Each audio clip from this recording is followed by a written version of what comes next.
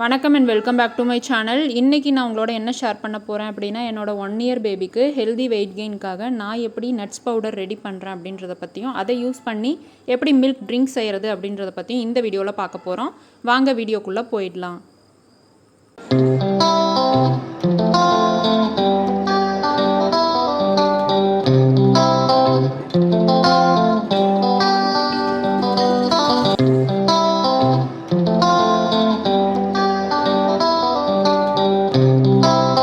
நான் 100 கிராம் பாதாம் எடுத்திருக்கேன். அதை ஒரு 2 டைம் கழுவிக்கலாம். கழுவிட்டு சுடுதண்ணி ஊற்றி ஒரு அரை மணி நேரம் ஊற வச்சிங்கன்னா போதும். அதில் இருக்க தோலெல்லாம் ரொம்ப ஈஸியாகவே வந்துடும். அரை மணி நேரம் கழித்து பாருங்கள். இந்த மாதிரி ரிமூவ் பண்ணாலே ரொம்ப ஈஸியாக வந்துடும். எல்லா பாதாமில் இருக்க தோலையும் ரிமூவ் பண்ணிக்கலாம். இதை ரொம்ப நேரத்துக்கு ஊற வைக்கணும் அப்படின்லாம் கிடையாது. இதை தோல் உரிக்கிறதுக்காக தான் நம்ம ஊற வச்சுருந்தோம். தோல் இந்த மாதிரி ஈஸியாக உரிக்க வந்ததுமே நம்ம உரித்து இதை நம்ம காய வச்சிடலாம்.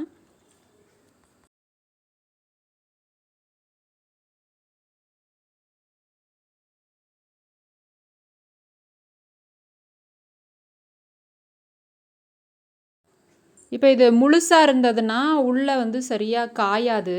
அதனால் இந்த மாதிரி முடிஞ்ச அளவுக்கு ஒரு 2 3 அந்த மாதிரி உடச்சி போட்டுக்கலாம். சீக்கிரமாகவே காஞ்சிடும்.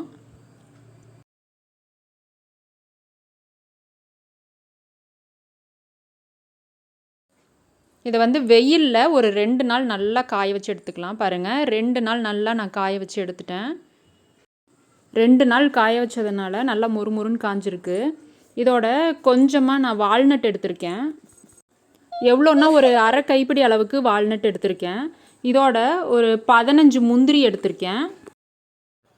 இதை லோ ஃப்ளேமில் ஒரு 3 நிமிஷத்துக்கு வாசம் வர வரைக்கும் வறுத்தா போதும்.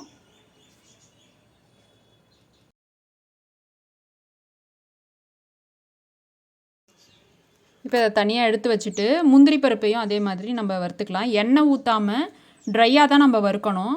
எண்ணெயோ நெய்யோ எதுவுமே ஆட் பண்ணக்கூடாது. பாருங்கள், இப்போ நம்ம இதை தனியாக எடுத்து ஆற வச்சிடலாம். இதெல்லாம் ஆறினதும் பாதாம் பருப்போடு சேர்த்து அரைச்சிக்க போகிறோம். பாதாம் பருப்பை மட்டும் வறுக்க போகிறது கிடையாது, அப்படியே தான் நம்ம அரைச்சிக்க போகிறோம். முந்திரி வால்நட் எல்லாமே சின்ன சின்னதாக உடச்சி போட்டுக்கலாம். இதோட நம்ம பாதாம் பருப்பை ஆட் பண்ணிக்கலாம்.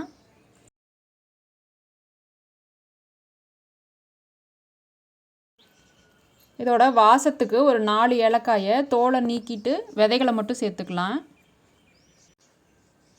இது எல்லாத்தையும் சேர்த்துட்டு நல்லா நைஸாக அரைச்சிட்டு வந்துடலாம்.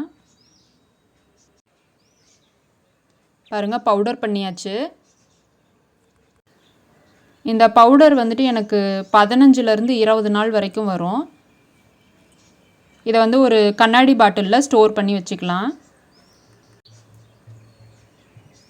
இதை யூஸ் பண்ணி எப்படி நான் மில்க் ட்ரிங்க் பண்ணுறேன் அப்படின்றதையும் நான் உங்களோட ஷேர் பண்ணுறேன். 350 மில்லி பால் எடுத்திருக்கேன். பால் காஞ்சிட்டு இருக்கும் பொழுது இதில் 1.5 டேபிள் ஸ்பூன் அளவுக்கு இந்த நட்ஸ் பவுடர் நான் சேர்த்துக்கிறேன். இதை 5 நிமிஷத்துக்கு லோ ஃப்ளேமில் வச்சுட்டு நல்லா கொதிக்க வச்சு அதுக்கப்புறமா நான் ஆற வச்சு தான் தம்பிக்கு கொடுப்பேன். இது பாலில் தான் கலந்து கொடுக்கணும் அப்படின்ற அவசியம்லாம் கிடையாது. நீங்கள் கோதுமை தோசை ஊற்றினாலோ அல்லது சத்து மாவில் கஞ்சி காய்ச்சி கொடுத்தீங்கன்னா கூட அதில் கூட ஆட் பண்ணி நீங்கள் கொடுக்கலாம். அப்புறம் ஏதாவது ஃப்ரூட் ஸ்மூத்தி, வாழைப்பழ ஸ்மூத்திலாம் செஞ்சிங்கன்னா அதில் கூட ஆட் பண்ணி கொடுக்கலாம். 5 நிமிஷம் கொதிச்சதுக்கப்புறமா நான் அடுப்பை ஆஃப் பண்ணிட்டேன். இதை தம்பிக்கு நான் எம்டி ஸ்டொமக்கில், அதாவது காலையில் எந்திரிச்ச உடனேயே நான் கொடுத்துருவேன். ஸ்வீட்னஸ் உங்களுக்கு வேணும் அப்படின்னா நாட்டு சக்கரை ஆட் பண்ணிக்கலாம். பாதாம்லேயே லைட்டாக இனிப்புத்தன்மை இருக்கும் அப்படின்றதுனால தம்பி அப்படியே குடிச்சிக்குவான். நான் நாட்டு சக்கரைலாம் எதுவும் ஆட் பண்ணுறதில்ல. இதோட டேஸ்ட் பார்த்திங்கன்னா ரொம்ப சூப்பராக இருக்கும். தம்பி மிச்சம் வைக்கவே மாட்டான். ஒரு டம்ளர் கொடுத்தோம்னா அப்படியே குடிச்சிருவான். நிச்சயமாக இந்த ரெசிபி உங்களுக்கும் யூஸ்ஃபுல்லாக இருக்கும்னு நம்புகிறேன். நீங்களும் வீட்டில் செஞ்சு பார்த்துட்டு எப்படி இருந்ததுன்னு கமெண்ட் பண்ணுங்கள். இந்த ரெசிபி உங்களுக்கு பிடிச்சிருக்குன்னு நம்புகிறேன். பிடிச்சிருந்தா வீடியோ லைக் பண்ணுங்கள். தேங்க்ஸ் ஃபார் வாட்சிங்.